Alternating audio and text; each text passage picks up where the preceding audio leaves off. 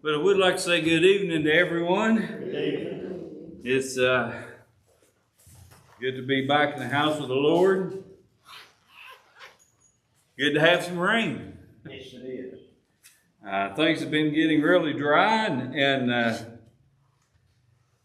I was talking today with one of our good friends, Darius Barker. And he was talking about how dry it is over his way. The little creek beside of his house that feeds his pond and everything. He says it's all dried up, and how things have gotten over that way. And he said, we sure need to rain. But I talked to Darius today and asked him about him coming preaching for us. He said, when do you need me? I said, well, how about Sunday night? He said, I'll be there. So he's going to be here Sunday night to preach for us. And I always look forward to Brother Darius being here. I was going to ask him, and I did. He sure walked enough when he had that bad hip. Now that he's got it replaced, I'm wondering how much more walking he'll do. But I don't figure it's going to slow him up or speed him up. I think Darius is Darius, but looking forward to it. Now Matthew chapter 14. Matthew chapter 14, where we kind of ended the last time we had a study over at Mike and them's church.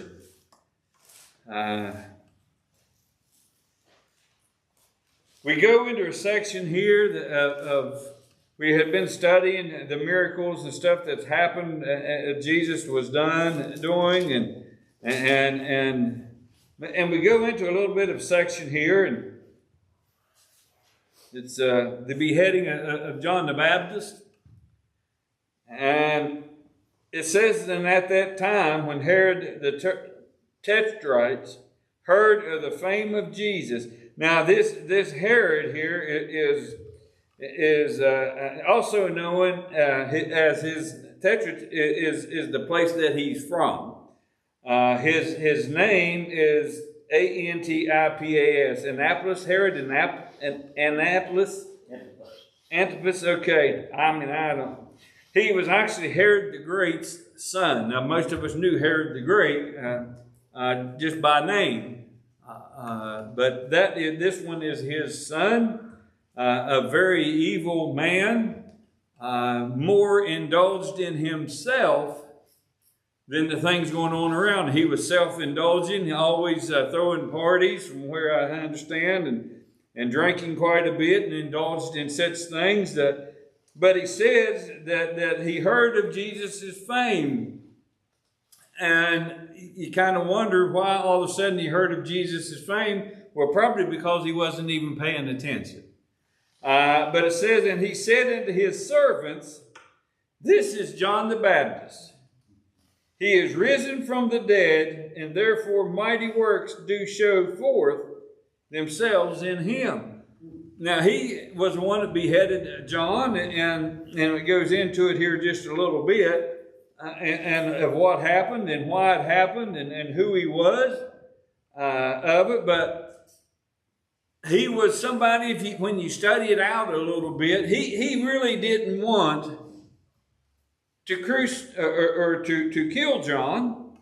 He was more afraid of what the people thought. That people, a lot of them thought he was an apostle or a prophet, I guess a better word. He was a prophet, and a lot of people listened to him. He drew crowds in. So this Herod was afraid of an uprising among the people. So he really didn't want to do it. But it says, but he was concerned that when he did that, then all of a sudden he hears of Jesus, and he's thinking that it is John himself coming back, maybe to haunt him or to torture him or cause trouble for him. He says, for Herod had laid hold on John and bound him and put him in prison for Herodias' sake, his brother Philip's wife. Now, I was reading on some of this stuff, and it really kind of makes you wonder. There were some very funny things going on back then.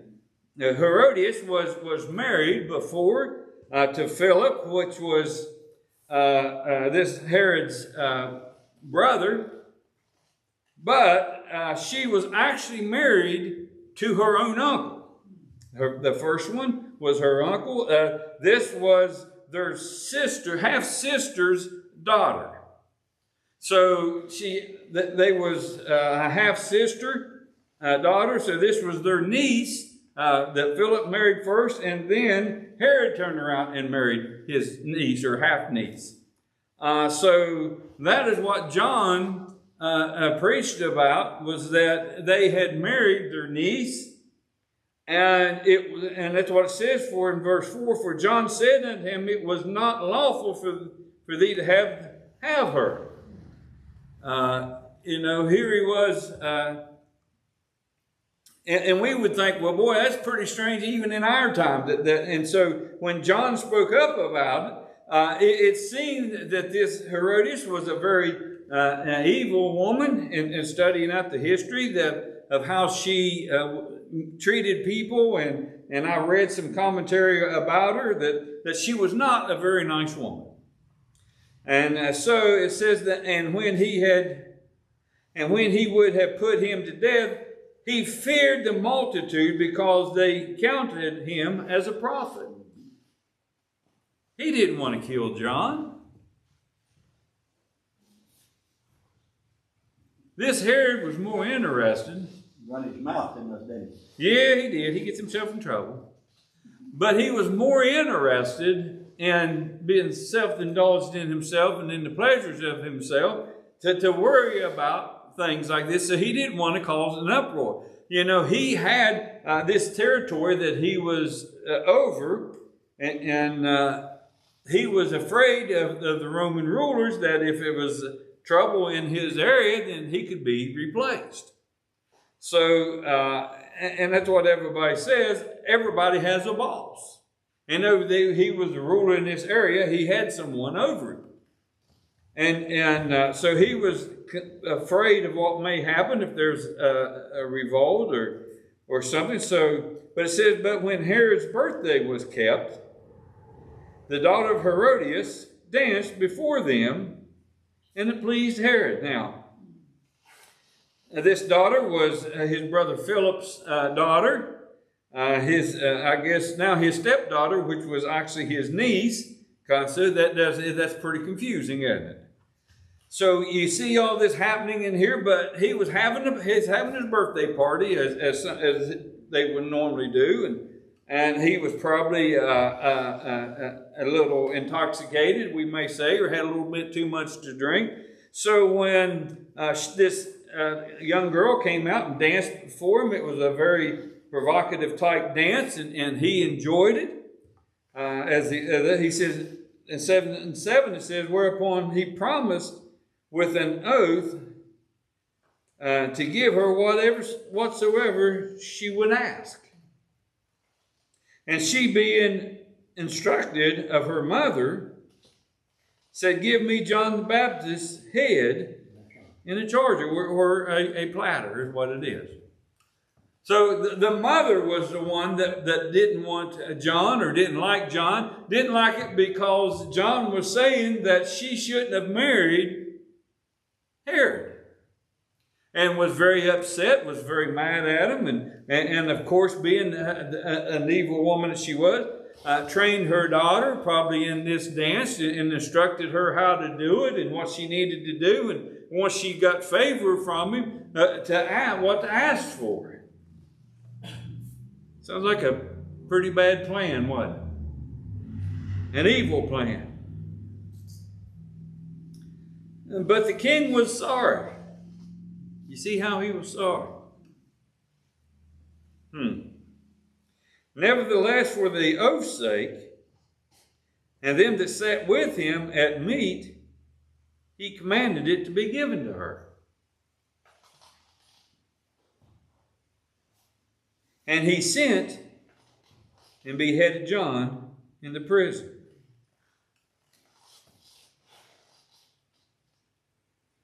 Have you ever done something that, as we would always say, is your mouth overloaded yourself with it and said something realize you may have bit off more than you can chew.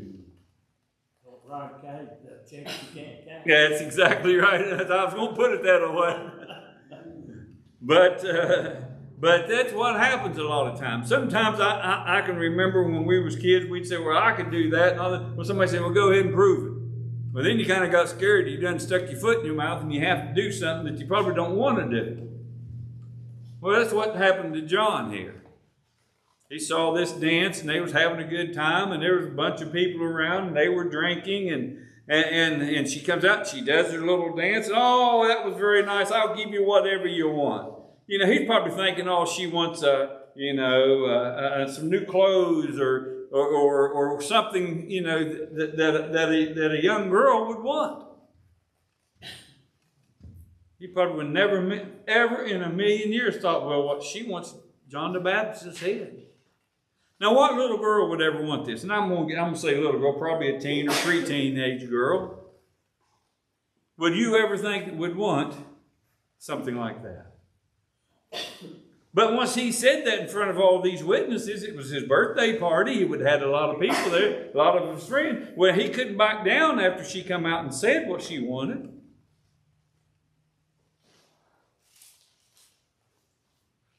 And his head was brought to her in a charger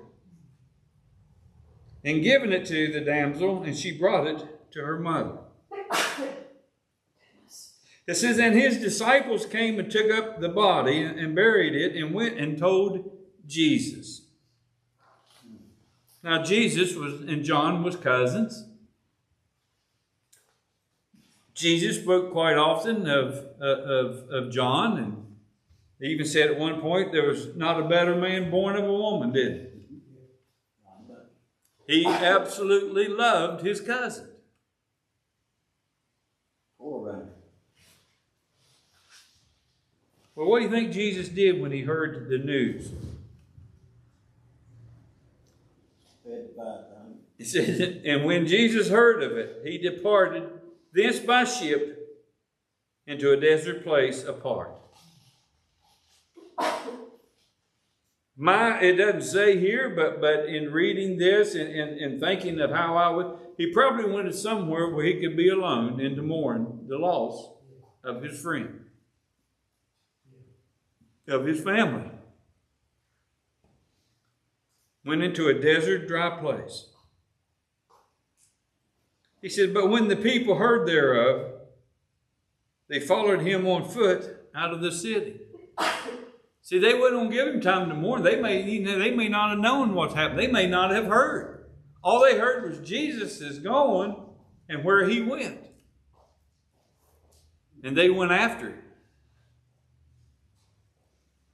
And Jesus went forth, and he saw the great multitude, and was moved with compassion towards them, and he healed their sick. What do you think of that? A man who went out to mourn the loss of his friend, his family, but when he saw the multitude that came, instead of getting angry that they wouldn't leave him alone, that he couldn't have time to mourn or grieve, had compassion on him. That's pretty good, isn't it? How would we have felt being in that situation? Lost someone you just loved, someone you cared a lot about? But we have had compassion on someone and healed them. I don't know that Erica Kirk. She forgave that man that killed her husband. Isn't that something? I mean, that's... I have often sit there and thought about that. Could I have that kind of compassion for people? It'd be hard, wouldn't it? I understand why she would have done it. For the same reasons, when somebody does us wrong or something has on us, we need to forgive them as well. Not so much because we're commanded to, but we're commanded to forgive them, to show grace to people the same as we were showing grace. But And I'm gonna tell you what, when I heard, you know, the news and stuff of him being killed, and I went through that, and I think we talked about that Sunday afterwards, but I went through a whole range of emotions about it. You know, why in the world, you know, and just from anger to sadness to everything. But the reason she had to do it, and I think a lot of times why we have to do it, and it'd be hard. Doesn't mean you're not going to forget what they did, but you need to forgive them because it's as much for us as it is for them. If you don't do that, you just hold that anger in yourselves. And then you're just doing more harm to yourself. But boy, that'd be hard to do. It'd be hard.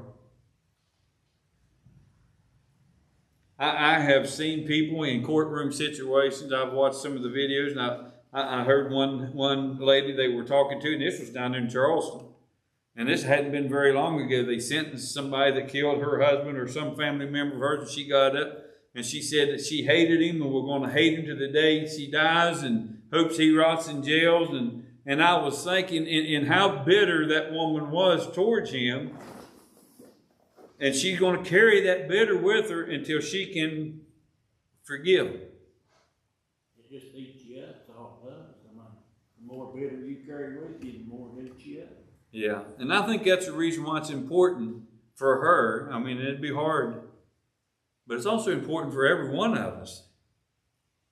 The Bible commands us to love our enemies and pray for them, which is for trespasses. That's a big difference. it's hard. It's hard to forgive them, but boy, we need to just for ourselves. And that's what I think Jesus was having. You know, when these people came out, maybe they have heard of John. Maybe they heard of what happened to him. I'm sure that if Jesus heard about it, it probably spread there with them as well. Maybe they did. Maybe when they come out, maybe they were trying to show compassion to him too. I don't know. The Bible doesn't say. But maybe they had compassion towards him and wanted to show them that they cared. And in return, he showed compassion upon them and healed them. Instead of spending his time in grief, maybe it was his way. Well, what would John have done? I wonder why in Lazarus' condition Jesus called him back. Well, why didn't he done that? There's so many other times. And we know that Jesus brought the young girl back that was 12 years old. Maybe he fulfilled his duty. Maybe his duty was done. Maybe he's... I thought about that Kirk too. Yeah. That Kirk. He's 31, but he's accomplished the mission. Yeah, the thing about Charlie Kirk is, and that's what I was saying earlier, I've seen so many positive responses. Seen a lot of negative ones too. Yeah, that's out there. But I'm more wanting to focus on the positive side of it. And a lot of people that knew him very well said that he would give his life up again to see the positive movement that it's caused. People that got up during that ceremony and exalted Jesus Christ. Yeah. I mean, distinguished people. Yeah. This didn't bless me, really. Well, and I was telling John, I watched right before I came down here a video a lady was posting, and like so many that I've seen, said that she had went to church for the first time because she was a follower of Charlie, and there's a movement out there to go to church and take Charlie's place in church. I've seen a lot of videos of that. And this one lady said that she called her 17-year-old son up who was away in school. And she said, I didn't know how he would react because they wasn't religious people. They didn't go to church. And she said, I didn't know how he was right. But she said, I told my son, she said, well, me and your sister, we went to church Sunday. And she said, well, Mom, he said, I don't know I didn't know how I was going to tell you either, but I bought a Bible and I've been reading. And she said, well, mine and your sisters arrived yesterday and we've been reading. Would you want to go to church with us Sunday? He said, yes. So they're going to attend now as a family. Great. I think that's what John is and them. We've been praying about, seeing a great revival in the land. You know, it's a very negative thing that happened, but God can use a negative thing. That might come under one of those things like worth more dead than you tonight. You know, it's a sad thing as well. It may be a sad thing. Well, just like J.D. Vance said, instead of having a funeral, that's having a revival. Yeah. Yeah. Well, and I hope that's happening.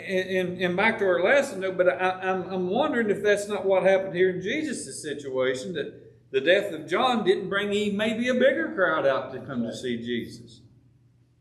But he said he had compassion on them. And Jesus went forth and saw a great multitude and moved with compassion.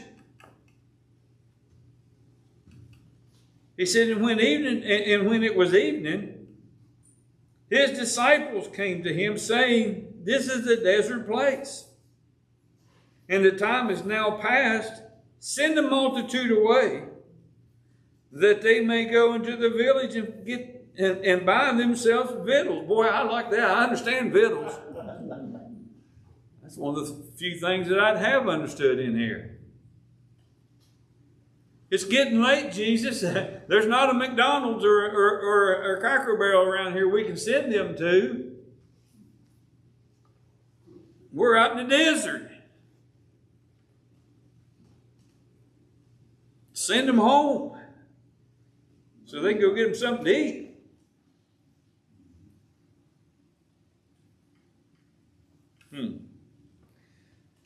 But Jesus said unto them, "They need not depart, give them to eat." But they said unto him, "We have here but 5 loaves and 2 fishes."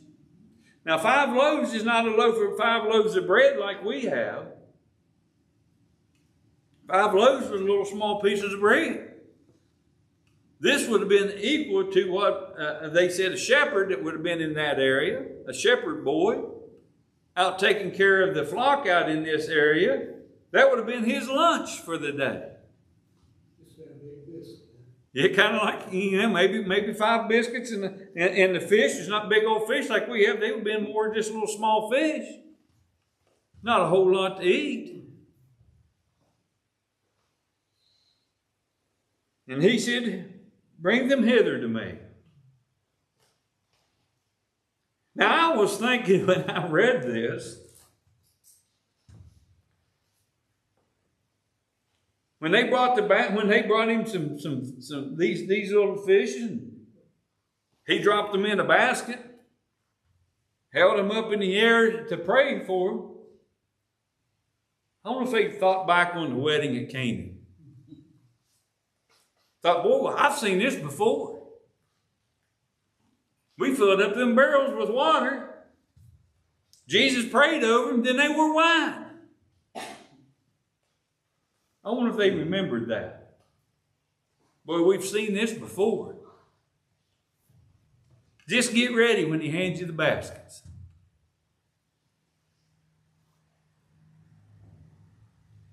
And he commanded the multitude to sit down on the grass.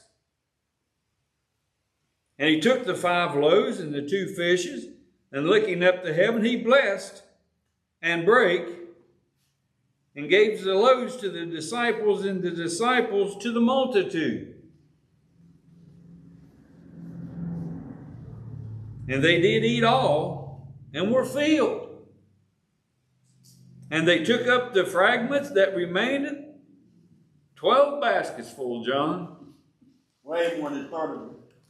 12 baskets full. Can you imagine Jesus lifting up them little bread and them little fishes and dropping them in a basket, handing them out to his guys and say, "Guys, go spread this out." When they handed him a basket, it had half a fish in it. He broke them in half and blessed them, put them in baskets, handed them out. How many baskets did he hand out? Well, he had 5 loaves. If you broke them in half, that'd be 10.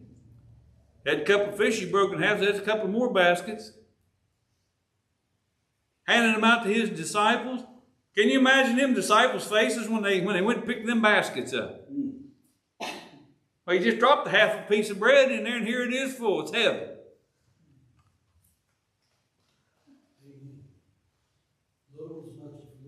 Little as much if the Lord is in. You are absolutely right, Greg.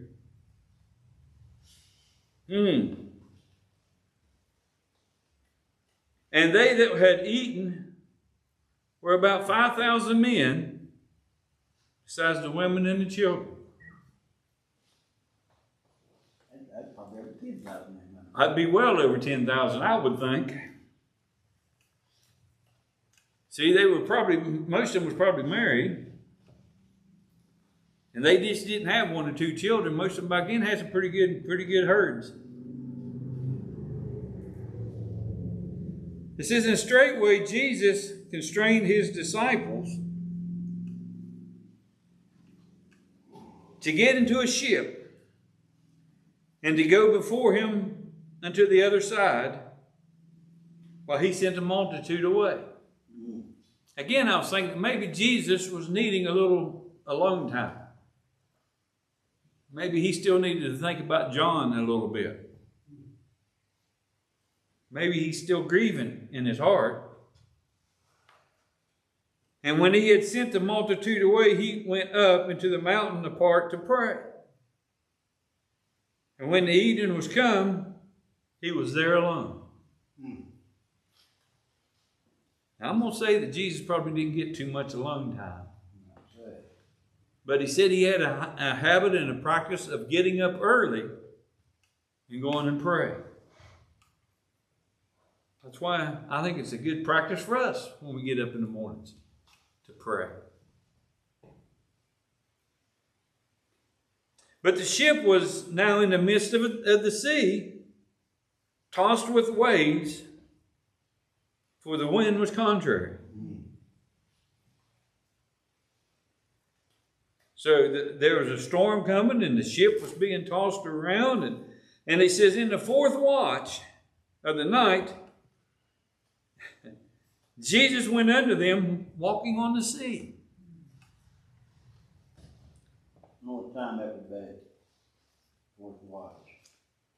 I had that here. Let me see if mine has that here. Probably up in the morning. The fourth watch, my Bible here says it's between 3 to 6 a.m. Yeah. 3 to 6 a.m. Would be the fourth watch. Now, can you imagine the storm going on? Now, they've been up all day, probably up all night, rowing across there. A storm being tossed about. And in the flicker of the lightning, what did they see? Wasn't that the Sea of Galilee? I believe so. That's only 11 miles back. It takes pretty while over though. Yeah, if you was oaring across 11 miles. Especially with the wind blowing against you. Yeah. Yeah, it's for sure, yeah. Being contrary, it'd be trying to push them the wrong direction. And then the fourth watch, Jesus came walking on the sea. And when the disciples saw him walking on the sea, how would they see? Well, in the lightning flashes, wouldn't it? When it would flash, they would see. They were troubled, saying, it's a spirit. And they cried out for fear. Boy, I would. I'd be crying out if I saw somebody come walking across that stormy water. Well, he might have a glow one. They might see him in the dark. They may have been able to see him in the dark. That would probably scare me even more. Not knowing it was. But straightway Jesus spake unto them, be of good cheer. It is I, be not afraid. Now they had been following Jesus for some time now. They had seen many miracles of him healing. They was there when they turned the water into wine at the wedding. He just fed 5,000 people. What do you think was the difference of them seeing him walk on the sea? Think about that. They'd always seen all these other things. And Peter answered him, saying, Lord, if it be thou, bid me to come unto thee on the water. Why would Peter even ask? After all they had done seen him do, why would he even be skeptical?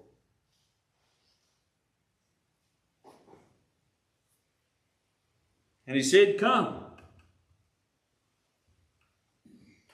And when Peter was come down out of the ship, he walked on the water to go to Jesus. Isn't that something? How much nerve would it have took for one of us to step out of a ship in the nighttime with a storm brewing, seeing somebody walking on the water, to step out of the sea? Folks, some of us won't even drive down the road to talk to somebody. How much trust would it take to do that? How much faith would it take to trust and do what Jesus... Like our faith was stronger than ours. Well, I think they had a lot of examples right in front of them. They may have made it. Did that too. Well, it's like they asked Jesus one time how come his disciples didn't fast. Mm-hmm. He said they don't need too long grooms with them. Right. Yeah. So maybe with Jesus, the second person of the Trinity, they had some. Cause them to have a That's lot. an upper hand. On Yeah. Yeah, maybe give him a little upper hand. But when he saw the wind boisterous, that's violent, Yeah. he was afraid Mm. and began to sink. Hey. He cried, saying, Lord, save me.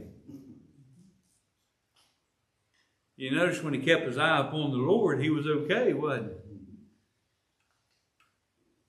And I'll tell you what, it's a good example for us, as long as we keep our eye on him too. And because I know I take my eye off of him sometime.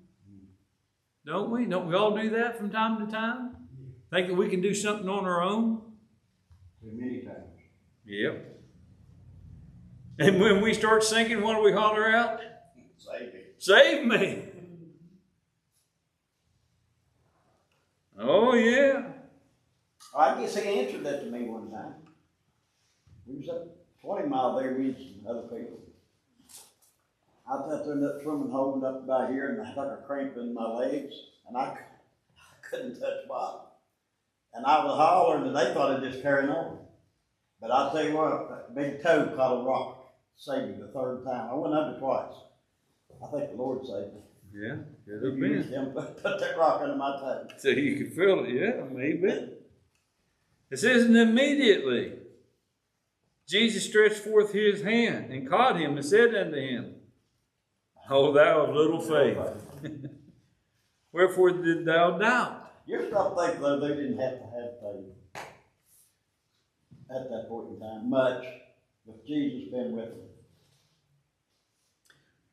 Because he told them, he said, greater works than these they'll do. He said, well, after I go away, Yeah. once I'm here, you can't do those works. Right.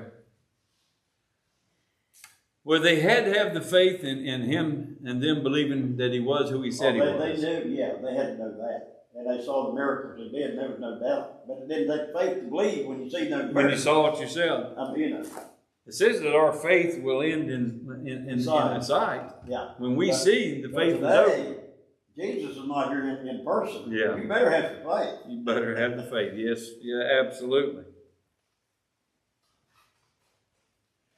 And when they were come into the ship, the wind ceased. Mm. Can you imagine fighting these waves and the storms and being tossed about in the ship? And when Jesus comes along, there's one other time he spoke, peace be still. And it calmed the seas. And then they said they wondered what manner of man was this that had control over in nature too. Mm. Then they that were in the ship came and worshipped him, saying, of a truth, thou art the Son of God. It took them that long to figure it out, John. I figured that out when he took that basket full the whole basket full of bread. Hey, Truly, yeah. thou art the Son of God. Wow. It says, and when they were gone over, and there came into the land of, what is that? Gennesaret. Yeah. And when the men of the place had known of him, they sent out unto him all the country around about, and brought unto him all that were diseased. Jesus' fame had already spread, hadn't it? It spread, and they knew who he was, and boy, they heard of the healing, and then all of a sudden, he'd been on the other side of the sea, but all now he's over on our side. And boy, when they heard it, well, don't you think that those that were sick and afflicted, boy, they come a-running, didn't they? And besought him that they might only touch the hem of his garment. That sounds familiar, doesn't it? Yeah. Just touch the hem of his garment. Yeah. Perfect.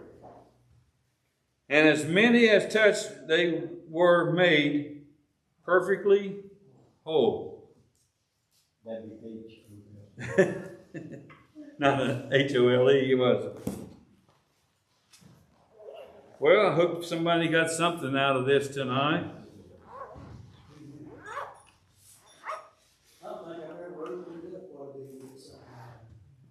Well, that's true. You know what I mean?